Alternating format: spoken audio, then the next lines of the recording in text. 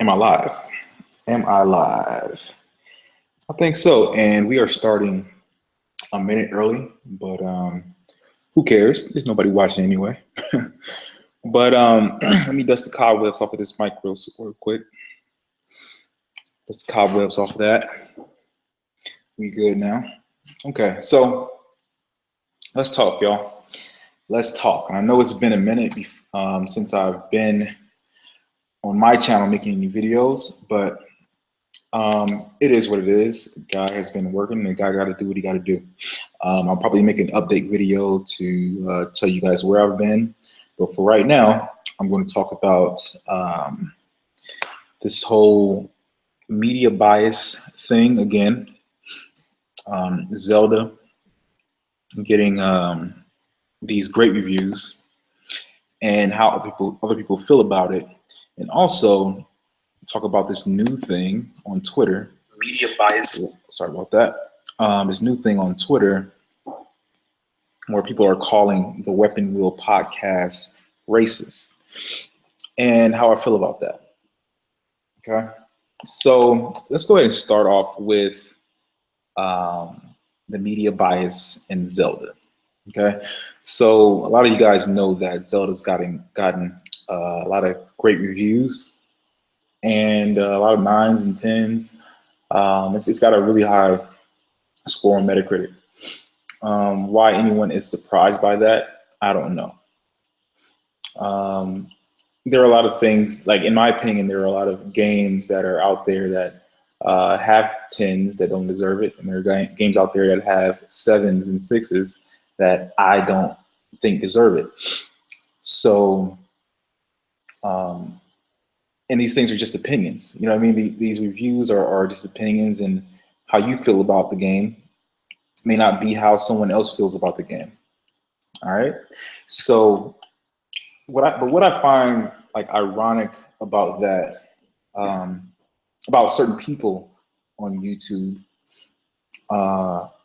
is that they come out and they say that the media is being biased towards Nintendo, and the media is being biased towards Zelda. The game is really not deserving of a 10, or it's really not deserving of a 9. And the only reason why they're giving it that score is because it's Nintendo. Now, those same, or some of the same individuals that are saying that are claiming that there is no Xbox bias. All right. Now here, let me say that again. There are certain individuals, certain people, a group of people who say that there is no Xbox bias, but in the same turn say that there is a Nintendo bias. Now, how does that make any sense? To me, it doesn't. All right. I consider myself to be a realist, and I've said this for the longest. And I hate to kind of compare this to racism, and I'm not really comparing it to racism, but I just think that if you think that racism doesn't exist, then you are incredibly naive. If you think that there isn't any bias within politics or the media or the internet, then you are just a naive individual. I'm sorry, I'm gonna take a sip real quick.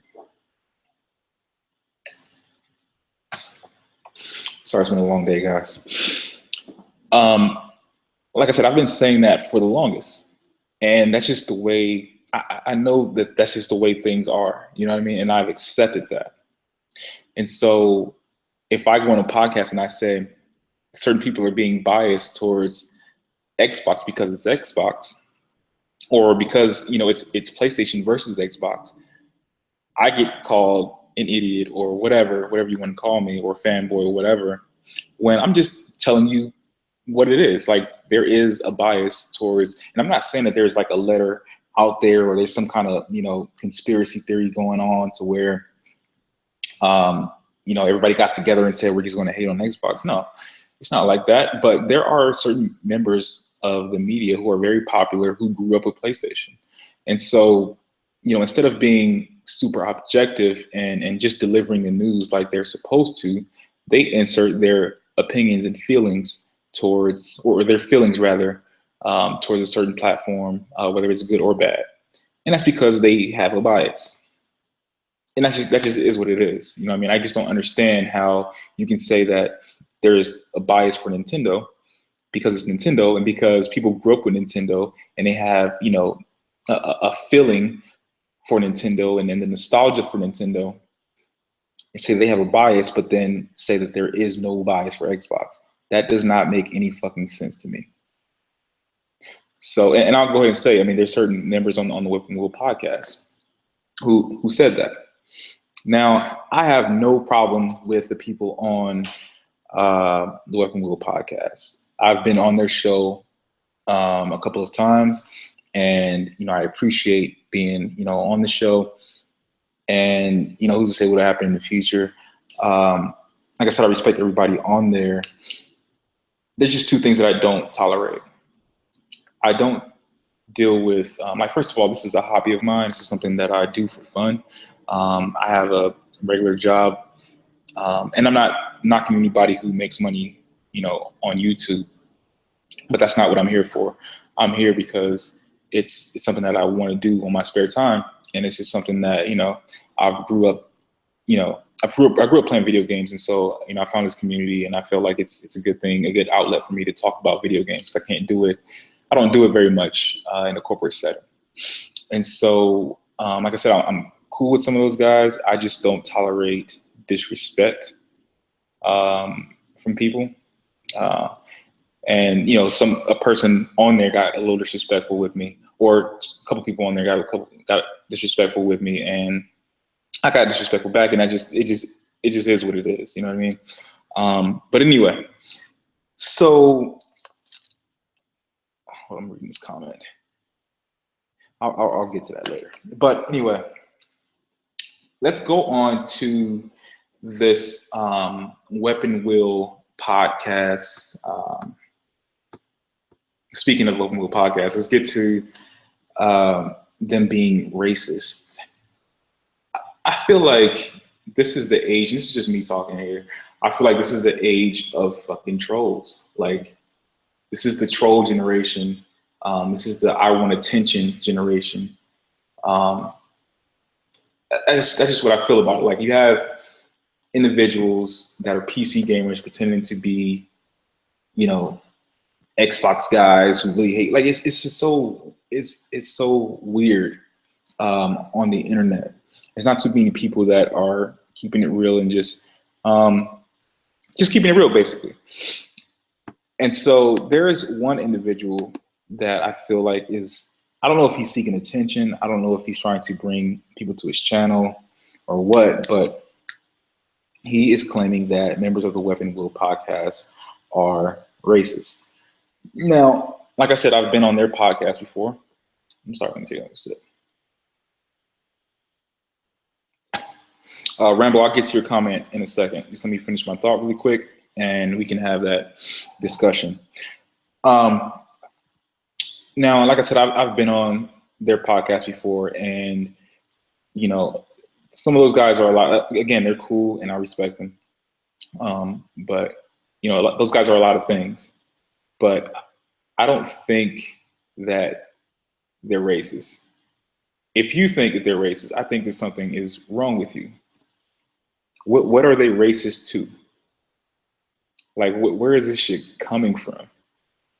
It's crazy. Like, this all goes back to what I've been saying. Like, people are thriving for attention. This is a generation where, you know, women can have sex with somebody and she becomes famous. Somebody can go on a talk show and say, "Catch me outside, bitch," and that person becomes famous. Like, people are attention whores, and they will say and do anything to get your attention, to get you to look at them, to get you to listen to them, and to get you to pay them. And it's just crazy to me, man. Like, for me, I kind of stumbled upon this community to where, you know, when I first got on YouTube, when I first listened to YouTube, like, I honestly didn't know that there was like a community for gaming or whatever. But when I got here, I thought that, you know, everybody was seriously concerned about gaming, and you're really, you know, these people that are making these videos seem very passionate. I'll admit I was very naive to the games that are being played on YouTube, the the trolls that are on YouTube. I was just naive to it, you know. And the more I listen to the way these people talk and the way they say things, I start to realize that these motherfuckers are just doing this for entertainment. They're doing this for views, and they're doing this for, you know, just to get attention. So, but anyway, that's just my thoughts on it. I'm gonna go ahead and get to. Bottom line, I don't think that these guys are racist. I think that, you know, they're cool. They have their issues, you know what I mean? But to call them racist is just ridiculous. So let's get to these comments for a second. From Rambo's Corner, I have looked up and shown that same reviewer reviewed the Switch, PS4, and Xbox One, and gave the Switch and Xbox positive rating and PS4 a more negative. Okay. I also found reviewers that praised Zelda for what they criticized HZD for. There is a definite bias for Nintendo. You would have to prove to me that there is one for Xbox, bro. Yeah. Okay, hold on. I'm gonna finish reading your comment. You can't do that by showing me articles written from different reviewers. Look, first of all, I'm not gonna go through all the countless articles and all that shit. I'm just not going to do that right now. Okay. Again, how can you say that there's a bias for Nintendo, but say that there is no bias? There's nothing towards Xbox. Like, that sounds so ridiculous to me. It doesn't make any sense. All right. Let's go way back to 2013. Okay. And rightfully so. I mean, the media is basically piling on to what the community says and wants. And so I don't blame them for getting their money. I don't. But I just feel like I said, I keep saying this over and over again, to claim that there is no bias is just stupid and naive. Okay. So QuickTime events, just a quick example, QuickTime events. People were saying that Rise was bad. It was terrible because of the QuickTime events in the game. And Microsoft wasn't making a game; they're making a movie. We want to play video games. It got a lot of hate for the QuickTime events. So much that they changed how the QuickTime events work to make it, you know, a little better. But Sony puts out a game that is all QuickTime events. Like, it's all QuickTime events. Nobody has anything to say about that. How about and this is more recently, but within the community, and this is not so much the media, but just the community in general. PC gamers are saying there's no such thing as PC gamers and PlayStation gamers are saying that there's no such thing as a console exclusive. You know, they were saying that it's stupid that Xbox guys are claiming console exclusive since their games are going to PC. The second that Sony puts out Street Fighter and puts console exclusive on their box, that whole discussion disappeared. Nobody's talking about it anymore. Like, and I can't think of all these things off the top of my head. Like, I don't have any notes. I'm just speaking off the top of my head right now. But like, there's a lot of little examples of things like that to where you can't claim that there's no fucking bias. Like, I just don't see that. What else did you say here? I don't think they're racist. First of all, shout out to you guys, you two viewers that are watching, Rambo's Corner and Armor Centuries. Armor Centuries asks if Rambo's trolling. I mean, maybe. I don't think they're racist. Hard 8 is bigoted, is what I think is happened. Is he bigoted? I don't know. I think he has a certain view on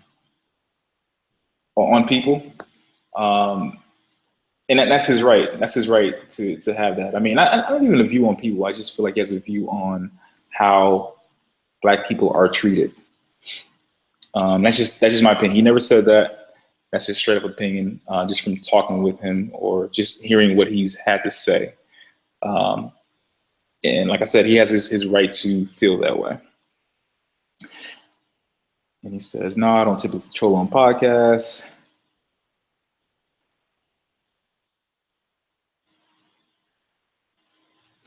Yeah, Rambo, like, And like I said, you said, hold on. I'm not saying there's no one that is biased. Hold on.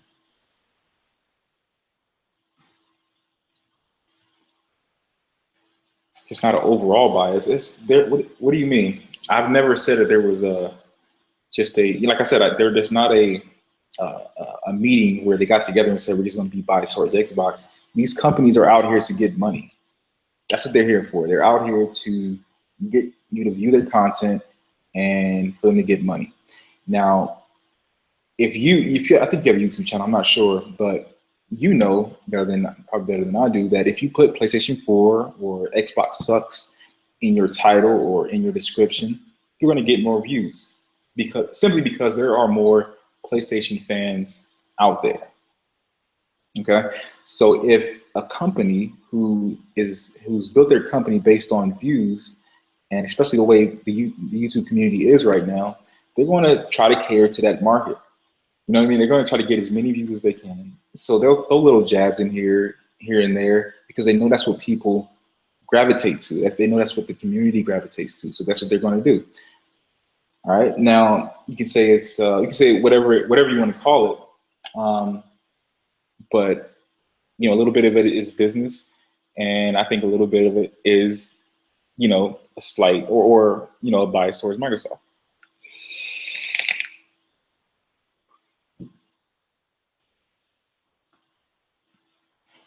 Let's see what the other content says here, or the comments. Hey, look, I'll do this, man. If you want to get on and talk, we can do that. So if you want to get on here and talk about it, as opposed to writing comments, then I'm open for that. Just send me a message on Twitter, and I'll invite you in the hangout, and we can talk about it.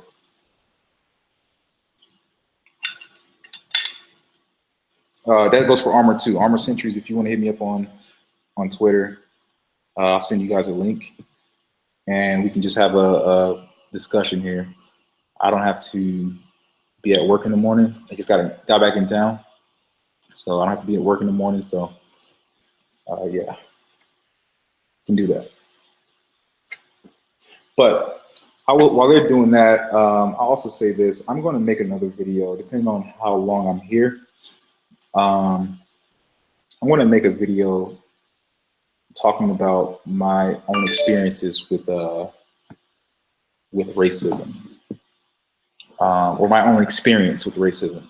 I've always worked with all kinds of races. I'm not, I date all kinds of women, all races of women. So, but I do want to talk about my experience with racism in the next video. But hold on, give me 1 second here, guys. Please bear with me. I'm going to try to get Rambo in here for a second.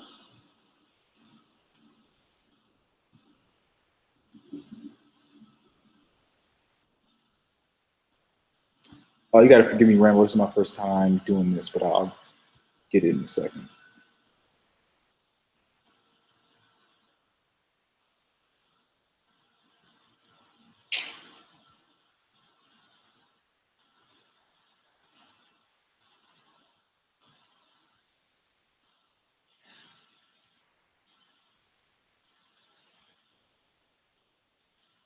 Sorry, guys. Please bear with me.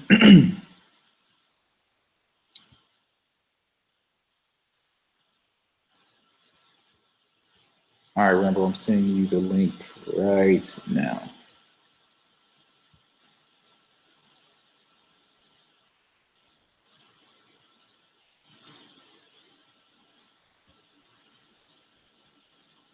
Okay. I think I just sent a link.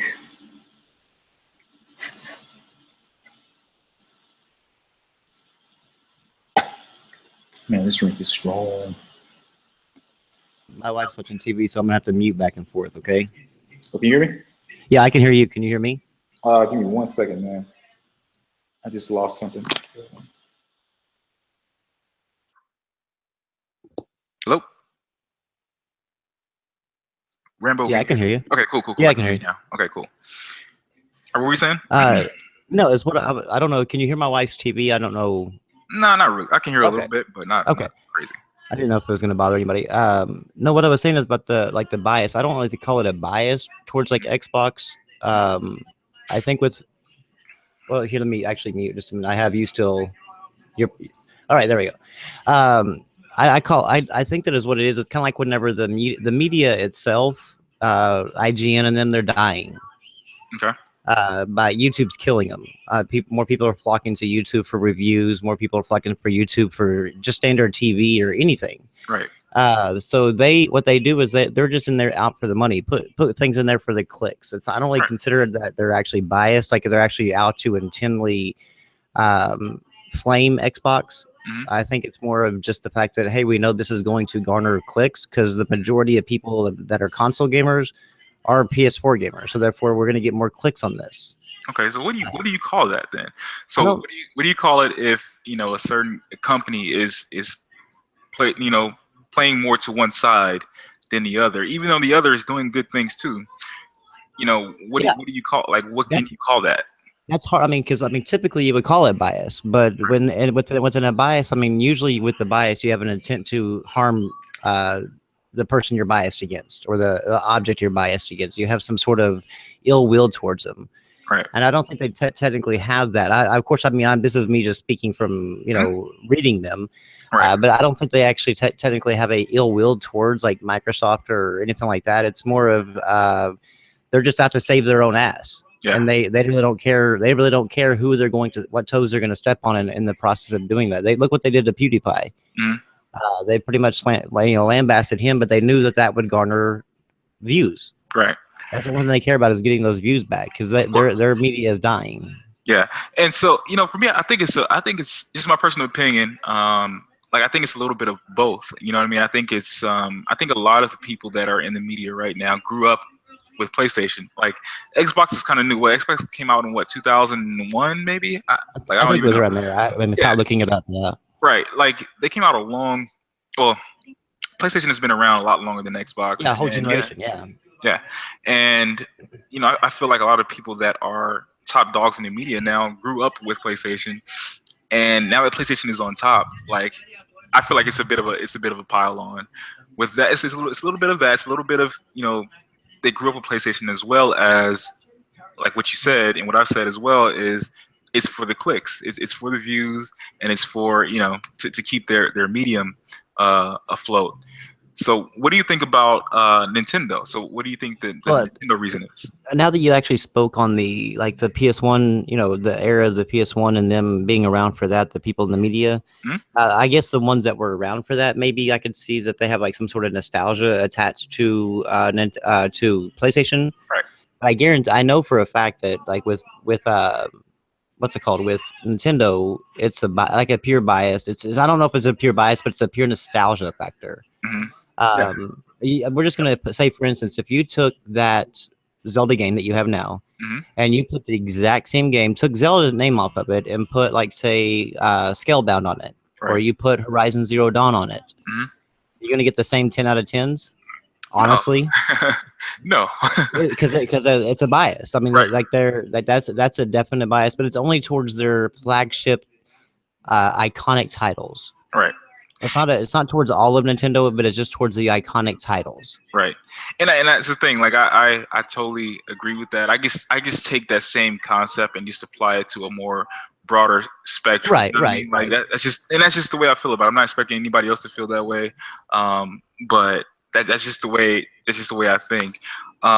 So what do you think about I don't know if you heard about this or not, but what do you think about people calling the Weapon Wheel podcast by racist? Well, I was actually directly involved with the whole situation. How did that happen? Colin Moriarty. No, just turn on the commercials. That's all I'm asking. On Colin Moriarty, he of course he left Kind of Funny Games, but we all can admit that man's a famous man in the gaming industry. Yep. So whenever he left, he started a Patreon, and I think it went from like $3,000 to $30,000 in the same, like within a couple of hours or a few hours. Yep. And so Hard 8 tweeted out something along the lines of, I have it saved somewhere. I'd have to pull it up to read the exact verbatim, but Actually, I'm going to, because I don't really want to actually misspeak anything, because no problem. It kind of blew me away, because I mean, I wasn't really, I have seen him say something like this before, but it was just something that this blatant. He says white folk always want black folks to believe we don't work hard enough. Even the Weapon Wheel podcast got over 80 episodes, but we don't work hard enough. Shut the fuck up. And then, because it was the original tweet was talking about how Colin got the money because Colin got that much money because white people, because he's white. White people, okay. saying that basically Weapon Wheel podcast has been out there and getting a lot of views, but they can't get that much money, as much money as him. And I said, you can't put yourself in the same situation as Colin. No, you're not near as popular as Colin. You can't. And I said, plus I said, do you think that you could possibly take into account that you are constantly on almost every one of your videos talking about dick eater this and dick eater that and X-Bag this and X-Bag that? I said, most big companies and most big wealthy people don't want to invest in that type of mentality. That's true. I said, you've got to take some personal responsibility in this, as far as like the whole thing. It's not just white people. Right. And so that's whenever he made this tweet here. And then Tony Polanco, Romadith, I'm sure you know him. I don't, but okay. Well, he tweeted to Hard 8 saying that they think minorities are beggars when we go to Patreon, but when a white person does, they're quick to open their wallets. Yeah. And it's not about that. I mean, it's about the content you create. I mean, and plus, I mean, how long have you been in the game? Like, how long have you been in the game doing and struggling making the appropriate content? Yeah. Sure. I'm not hating on him for his content. He can make it. That's cool. You know, I have nothing against it. Mm-hmm. But you have to be able to have some sort of not self-respect, but self-introspect, I guess, to look into yourself and say, is what I'm doing going to get me where I want to be? Right. And I totally agree with you. Like, there are certain situations, I believe, where it is harder for certain individuals. But if you can't go out there and say, you can't go out there cursing at people, calling motherfuckers dick eaters and bitches and hoes and what else was he say? Corporate cocksuckers and shit like that, and expect yourself to get as much love as somebody like Colin who doesn't speak like that, right. And you know what I mean, like you just can't, like, in that respect I agree with you on that. Right, I see. I mean, I think that if he was like, say, Colin, like we're just gonna say he was like he had maybe got the same opportunities as Colin as far as like working at IGN and stuff, but he just been working on YouTube and basically doing the corporate thing, kind of like trying to be professional and shit the whole time. Right.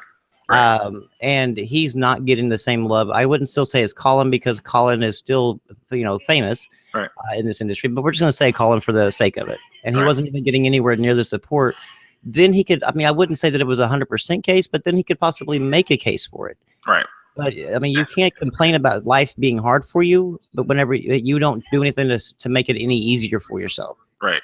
That's true. And a lot of me and my friends talk about this all the time. Like, you don't want to give anybody an excuse to talk negative about you or say anything. You know what I mean? Like, right. you just don't want that. Like, if you're gonna, like, I go to a lot of business meetings and stuff like that, and it's the way I carry myself that's helped me get to where I am today, which is a good place. And so you can't walk around saying that I've stolen from people and I've did this and I've killed people. People aren't giving me the same opportunities that they've given people that haven't done these types of things. So I definitely feel you on that, man. So how do you feel about Colin leaving, like that whole situation? I think that this whole political correctness thing has gotten like way out of hand. I mean, we used to have a left and a right in the political spectrum, and the left, well, the right started to break off during Obama to this whole Tea Party thing, and then the left kind of is like, well, you know what, we're going to show you, and they kind of broke off into this now like far left where they're talking about like almost socialism. Mm-hmm. And that's where you start getting into the social society needs to take care of itself and the whole political correctness. Mm-hmm. And then they've kind of the people have kind of just spun off with that like crazy. So Colin made a tongue-in-cheek joke. Right. I mean, it's an old joke. I mean, I'm 40 years old, so it was back whenever I was a kid. We used to say that all the time, and it was just a joke. Everybody laughed and carried on. Right. So he did that, and like apparently some of his viewers were women. They replied back. I guarantee they were more than the younger generation that probably replied back and didn't like it. Yep. But I think that what Greg did was completely wrong. He could have just apologized on Twitter and just moved on. Right.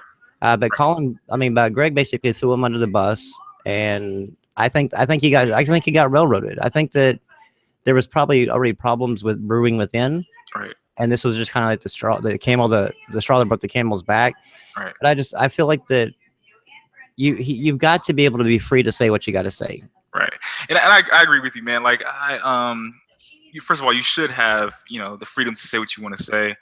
There are certain things that you probably shouldn't say on the internet, just because, there's just certain things you just don't say. But yeah, he has that freedom to say what he wants. And what I think about what he said, I don't think that it was terrible at all. But the thing that I'm most upset about out of this whole situation is someone that's considered his buddy or his friend or his lifetime friend or whatever you want to call it, kind of like you said, throwing him under the bus a little bit. You know what I mean? Like that bothered me the most of all. Yeah, like, that sucks, dude. That really sucks. And so, if I was in this situation, I would probably do the same thing. You know what I mean? Because I feel like you kind of, you kind of let me down on that respect. You could have easily said, like you said, apologize and apologize on behalf of Colin or behalf of the podcast or whatever. And let that be what it was. And let that ride out. If that's supposed to be his boy, that's supposed to be his friend, his lifetime friend. Like, that's the thing that pissed me off the most about that. Yeah, as soon as I saw Greg do that, I went straight to their channels and then sub from Greg and from Kind of Funny. I was done. I was like you to me. I mean, like if Jay's my friend, mm-hmm. And I mean, me and him go back and forth like the whole troll and thing like that. I mean, he'll come in here and he'll mess with me or whatever. But when it comes to something like that, there's no way I'm gonna throw him under the bus for my own personal gain. Right. I don't think a little bit of money or a little bit of because what were they going to maybe lose? I would say maybe at the worst case scenario, maybe a fourth of their subscribers. Yeah. They'll gain them back. Right. Quick, as soon as that thing blew over or whatever, like everything. Yeah, they'll come back. Right. So I mean, was it really worth losing your one of your good friends to save face for your own company? To me, it wasn't worth it. And if you're going to do that. He wasn't a true friend to begin with. Right. That's true. Now, I don't want to take too much of your time, man, but I want to get one more question from you, man. Okay. Like, what do you think about like the state of gaming right now? Like, do you think it's in a good place?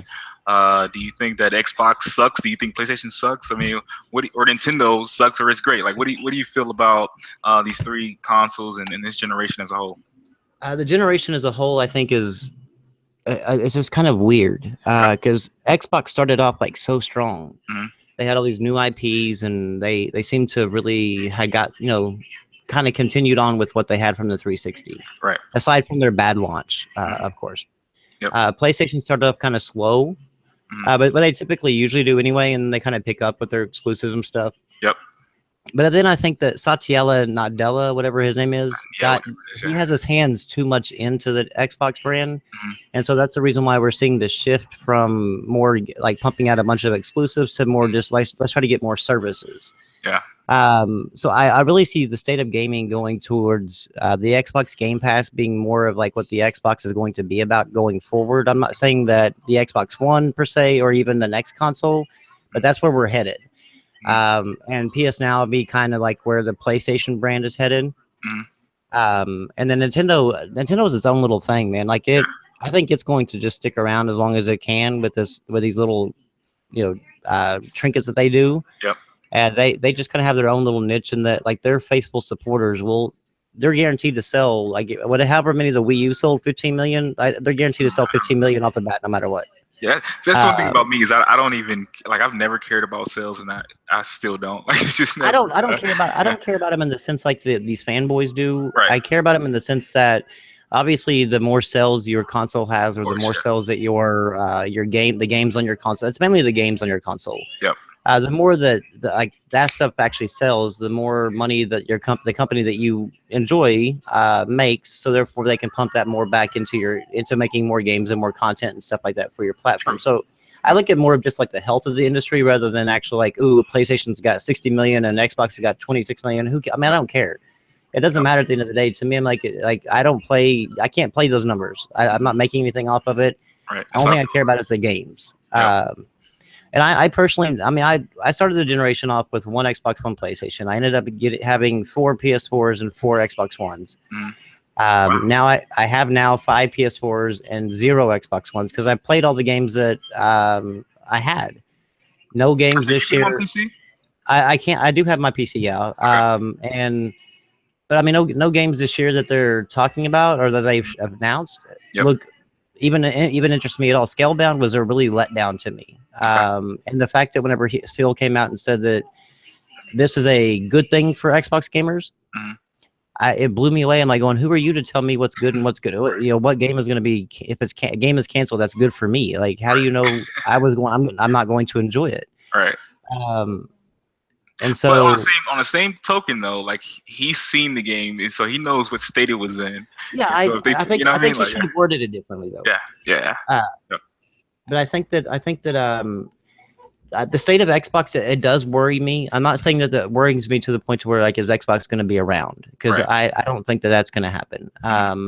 It does worry me for the fact that they're not the same Xbox as what I used to know. Okay, what do you mean by that? What do you mean as far as what you used to know? Well, I mean, look how the original Xbox did compared to the PS2. It got killed. But it still had games. Like it was loaded with games. The Xbox 360 came out, and it competed head to head. I mean, I think that PlayStation 3 actually ended up just a tiny bit more than what Xbox 360 was, but it competed head to head and had tons of Japanese support, tons of just variety. Xbox One comes out, and the only thing we're seeing any sort of promise on is Gears, Halo, Forza. And Rand, I feel like there was a sorry, I didn't mean to cut you off. Oh no, go ahead. But I feel like there was a lot of variety, but people didn't support it. You know what I mean? Like Sunset Overdrive. That is fair. Yes.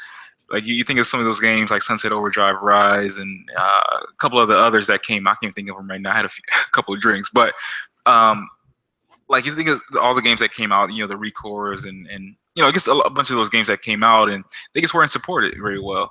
And so that's another thing that frustrates me with the Xbox gamers is like that you have so many of them, the ones that actually, okay, and I'm not saying that, not when I say Xbox gamers, I'm more referring to the ones that you see on Twitter. Oh yeah, because those are the ones that you see like actually talking to Phil, talking to the actual Xbox execs, and they're actually following them. So you're seeing them bragging about these games or hyping these games up.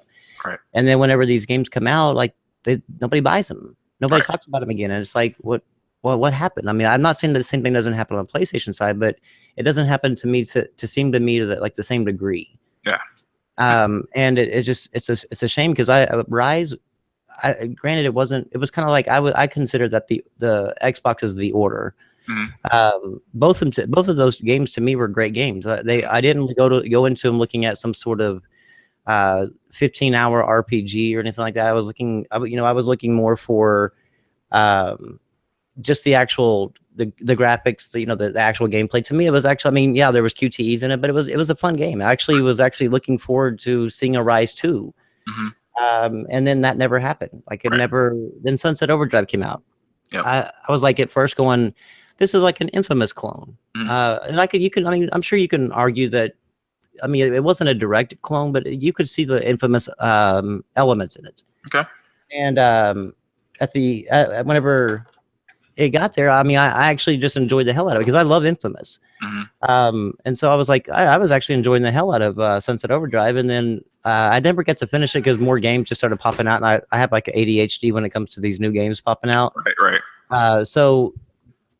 But I was kind of like hoping, okay, well, maybe we'll see another one. Then no, and it's just so frustrating to see like why are you talking about all these games, and if you have no intention of buying them or no intention of playing them, just maybe put it out there like a tweet going, okay, well, we have this, this game's releasing on this day, if you're interested, here it is. But don't hype it up as like the next coming or the next, I think they used to hype up Sunset Overdrive as like, I think they actually did put it as the infamous killer, some of these Xbox fanboys, and I was like, but you can't say that if you're not buying it. You're not going to kill any kind of franchise off if you can't support that franchise. Yeah, that's the thing. Like, so for me, I think that the fanboys are buying them. It's just that these games don't have the mass appeal to get the casual consumers to buy them. That's just my thought on it. But I don't know the casual. I mean, to me, the casuals usually buy a lot. I mean, a lot of different little titles. I think. I don't know. I mean, it's hard to tell, like, if it's the fanboys or the casuals that are the cause of it. At the end of the day, but I mean, I even like Rand. What I was saying about Rand is, he was on TXR and he was saying that, the Rand outdoor guy. Yeah, the man with a million. Yeah, $1 million achievement. Yeah. He was saying that he was talking to somebody, I guess, within the industry, that said that the only thing keeping Gears 4 alive is the microtransactions. Oh wow, and that goes for a lot of games though. Yeah, but it does. But I mean, if you notice, like more and more of Xbox's games, their first party games have been started to be loaded with microtransactions. Right. And I still say that's not really so much Phil's. Maybe I don't know if it's Phil's vision or not, but I still see a lot of Satya in there because that's more services based. We don't have to do anything additional. We don't have to put any more money into it. People will just continue to pay us for a product they already have. Yeah, that's sort of like that services based. And so I see that being, and that's really what Satyala's his goal is for Microsoft. I mean, he's taken almost every bit of Microsoft itself and turned it into service based. You can't go out and purchase any sort of physical sort of program that they sell. You have to subscribe to a service, and then you can get it. He's taken away a lot of the cost of the business and made it more of just straight income through services. Yeah. So you're saying you think Microsoft is going that way in that direction, but Sony isn't? No, Sony's going to go towards, I think, the PlayStation Now. I'm not saying so much the streaming. I think that the streaming is where the test is going to be, kind of to see if, like, say the PlayStation. I mean, because right now they kind of seen what PlayStation gamers are going to support PS Now. Yeah, and I wouldn't say it's probably a lot. I would say it's pretty good, but not a lot. And so PC gamers is like really where it's at because they've never got to play a lot of these PlayStation games because they just don't ever come to the PC. Right. So I think they're going to try to put it onto the PC, these PS4 games, and I think that they're going to see if there's a good reception to it. I think we're either going to see them pump a lot of money into streaming, which I hope they don't, because I do not ever want to go to a streaming service. But I would like to see them actually. I think they're actually going to. You'll see like how you have like a Steam, you have Origin, Uplay, Windows 10 store. Yep. I think you'll see a PlayStation storefront on the PC. So look, a lot of what you're saying is the same thing I've said maybe 2 or 3 years ago, and I got called all kinds of fucking names. Oh, I have been. It's hilarious. Yeah, I have been. Yeah, it's crazy because like I can see it. Like, and I hate to keep saying this, but I work in the business world. Man. Yeah, I work in the business world, and I see the trend, and I see where this is going. And so I said that I was like, right now these companies are preparing themselves for a digital future. You know what I'm saying? Not saying that physical is going to completely go away. But because I mean, we still have CDs, but I mean, exactly. We would say the music industry is definitely a physical. I mean, a digital place. Yep. And so I said the same thing. I said, Windows 10 is going to be Xbox's service, and PlayStation Now is going to be PlayStation's service. And boy, did I get so much hate and talk about that. People saying that PlayStation would never go digital or whatever. But these companies, the bottom line is these companies are going to do what's profitable for them. If they put PS Now on whatever, on PC or Windows 10 or whatever it is, if they put it on there and it's successful, they're going to feed it more. They're going to feed it so they can get more money out of it. And that's where the money is at, is software. Yep. And that's the thing. That's what Nadelia or whatever his name is. I think that's what he realizes, and that's the reason why he's taking that approach. Like, I feel like Sony and Microsoft are taking the same approach, not the same approach. They're going to the same finish line, but taking different directions to get there. Yeah, I think Xbox is like taking it at a quicker pace. Yeah, yep. And Sony's kind of going a little bit longer because in the meantime of Sony doing it, they're still putting, like, I have never that I can remember ever being a PlayStation gamer and remembering this many exclusives dropping within the first 4 months or 3 months. I mean, I've just been overloaded with just like PlayStation exclusives. And I don't remember, and we still got tons more coming. And so I think I don't know what they're doing by dumping all these exclusives like a lot. I feel like kind of like Microsoft's end of the year. I feel like that's what this beginning of the year has been like for PlayStation. Yeah, and that's the thing. And this is why I promote, and this is why I say, we should be multi-console owners. If you can afford it, you should be multi-console. Oh yeah, definitely. Because for me, like, I feel like Xbox in 2013, regardless of what, the DRM situation or whatever it is, they came out swinging. You know what I mean? They came out. Oh, they did, yeah. Killer Instinct, Forza, and Dead Rising and Rise, and they just they had Titanfall. It was exclusive at the time. Then they had Sunset Overdrive, then Forza Horizon. Like, they were coming out with some heavy hitting games. Yeah, Titanfall is what made me buy an Xbox. Right, and so I know this just from being a gamer. Like, I'm 32 right now. Like, from being a gamer for a long time, like, I know that these things, this is how trends go. You know what I mean? Like, at certain points, the system that you're going to have is going to have a lot of games, and then after that, the other system is going to have a lot of games. Back then it was Nintendo at one point had a lot of games out, and then once they dwindled down on their exclusives, PlayStation had a lot of games. You know what I mean? Like, or Nintendo or Sega or whatever it was, and so it just benefited me to save my money, get a Nintendo 64 and a PlayStation, or get a Sega and a Nintendo. You know what I mean? Like, I've always been like that. I've always been a multi-console owner. And so even with this generation, it was like, okay, I know I'm going to get an Xbox. I know I'm going to get a PlayStation, because and a Nintendo.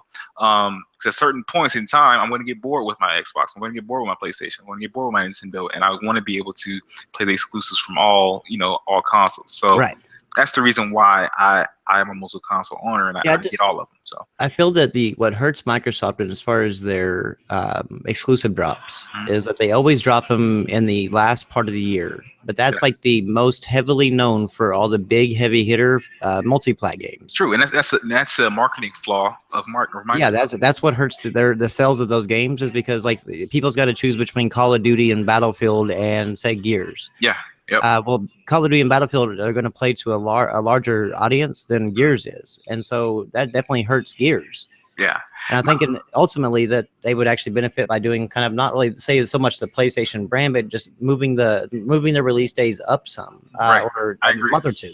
I agree, and Sony has been upfront, like the leader in that. You know what I mean, as far as putting out games or exclusives when there aren't too many other like multi-platform games. Well, if you look at it, there's a reason for Sony doing that for this generation, is because since they're the industry leader and they have all the exclusive marketing rights to all these multi-plat games. Yep. They would be competing with themselves. Right. By putting them out, because I mean the multi-plat, they're going to get more of the money from the multi-plat because of the exclusive deal, and then they are going to be, if they put exclusive out there with it, then they're actually hurting themselves on both games, because so I mean they have a reason for doing what they're doing, but they've always kind of been like that. They've always been release their games like in the beginning of the year, and then the last half or the last third, I guess, leave that more for like all the multiplats, because they don't really they might release an exclusive or two down there, but none of their big hitters will ever release that I've never seen has released in the during the whole Call of Duty phase and stuff like that down in those months. Yeah, I think it's a very sound marketing thing. Yeah, and that's been my biggest disappointment with Microsoft this generation, is their marketing. It just feels like it's went along the wayside as far as how they promote their games and all that kind of stuff.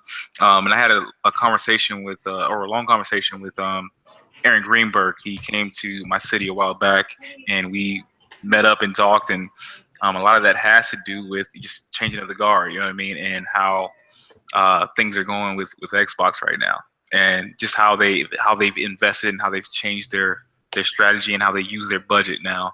And this is not more so towards marketing; it's more so, from what I've been told, is that they put more money into their games, and that's the reason why they haven't been able to put as much into marketing and advertising and stuff like that. So yeah, that makes sense, because I mean more of their games they've been kind of like really trying to influence, or not really influence, but I guess really trying to push the graphic settings, and that's going to cost more money, of course. And so, but it feels so weird though whenever a Gears comes out, like there wasn't really, I mean there was a big push social media wise. Yep. But I don't remember really seeing anything around the stores or anything that really made me think, okay, it's Gears time. Right. It was really weird. And you walk in there and you see Sony everywhere. Yep. And it always cracks me up to hear all these fanboys saying that Sony's broke and Sony makes no money. And I'm like it can't be possible for Sony to obtain all these exclusive deals and to put all this marketing out and to release all these games and be broke. That's a difference in the marketing strategy. Like obviously these companies work on a budget. And whether you're Microsoft or Sony, regardless of who you are, Microsoft being the company that has the most money, quote unquote. Definitely. They still operate on a budget, and it's just how you use that budget. And I feel like Sony did what they had to do because they know PlayStation is the winner, is the breadwinner of their company right now. So they put everything into PlayStation. And there's definitely a thing. I think I said it on either a podcast or a video or whatever. Is that Sony has to make PlayStation successful. Right. Exactly. It's almost like if Xbox decided to just take a shit and never be around after say Christmas this year. Right. Microsoft is going to go on. Right. Not even blink an eye. Mm-hmm. If Xbox or PlayStation, cease to exist after December, Sony's gone. Right. Exactly. So I mean, they have incentive to go all out to make their gamers to feel that they are being just like spoiled, I guess to say, because they want to keep get the people happy and they want to bring more customers in because that's the only thing really keeping them afloat. Right, and they have done that. You know what I mean? Yeah. They have. I was actually glad to see that they responded that way because in the beginning I was kind of wondering like, okay, where's all the games? Like, I mean, because it took us forever to even get an Infamous announcement, and so it was like kind of these big heavy hitters or these big first parties that they had. We weren't even getting any notification that any of them were even coming out, and we were just getting these other little exclusives. And I was like, going, something ain't right. And then all of a sudden, like it just blew up. Yeah, and that's crazy, and it's great. Like how and that's one thing I admire from Sony. Another thing that I admire from Sony is it's just their whole marketing strategy. This generation has been like on point, dude. Like they had people. I have nothing against indies. Like the 360, I played a lot of indies, and even the PS3, I played a lot of indies. But they were able to convince the market that indies were, you know what I mean? Like indies were the shit. You know what I mean? Like, I'm not saying that they weren't, but it's just the whole. Like now you don't hear Sony talking about any indies anymore. Like at their E3, they didn't talk about any indies at all. That's because they had the big games to show people. You know what I'm saying? And it got so crazy that back then that Microsoft looked like the bad guy for not having those indie titles and focusing more on AAA titles. Like it was crazy and genius at the same time how they were able to do that on a marketing standpoint. It's kind of backwards because I mean I'm used to seeing Microsoft's E3 and always being like big games. They're big ones, and then Sony being like a couple of big ones and more indies and stuff like that. Because that's the reason why they've always been kind of considered the indie station. Even back in the PS3 days. And so they when they started like kind of like going away from the indies. Not saying that they don't support them anymore because there's a ton of them on there. And they went away from support them. But the E3 wasn't about indies, and it was like so something just changed in them, and I was actually surprised. I mean, it was actually like you said, genius of them because they let Microsoft go first, and Microsoft led with okay, well everybody's talking about indies, so we're going to show some indies off, right? And then Sony came back and said, okay, well, psych, we're not really talking about indies, we're talking about big games. So, and it kind of like has set. I think it seems like it kind of has pushed Microsoft into a corner like where they just don't know really what PlayStation is going to do. Right. And that's the thing. That's what I feel like the industry, rightfully so, I guess, is that the industry follows what Sony's, what Sony does. Like Sony has been, since they came out, they put Nintendo kind of off the map. Right. I mean, they're still there. Everybody knows about Nintendo, but I mean, they haven't been a true competitor since the GameCube days. Right. I mean, you can say the Wii, obviously that won that generation, but I mean that we're just gonna say that to me that was more of like a fluke because like it ended up in hospitals and everything else. It was more of just like a therapeutic thing, but I mean, just everybody bought that one, not just gamers, but everybody. Right.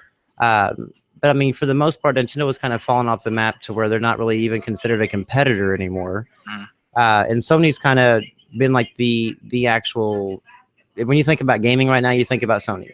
I'm not saying that you don't even think about Xbox. I mean, I know the Xbox guys are like, they for some reason they can't stand to hear that, but it's not anything fanboy. I mean, but Sony really is the industry leader.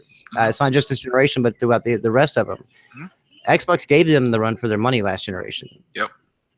And to me, they were always considered the quote unquote favorite console, but they still they just didn't they didn't know really. I think they just didn't really know what to do with that success. Right.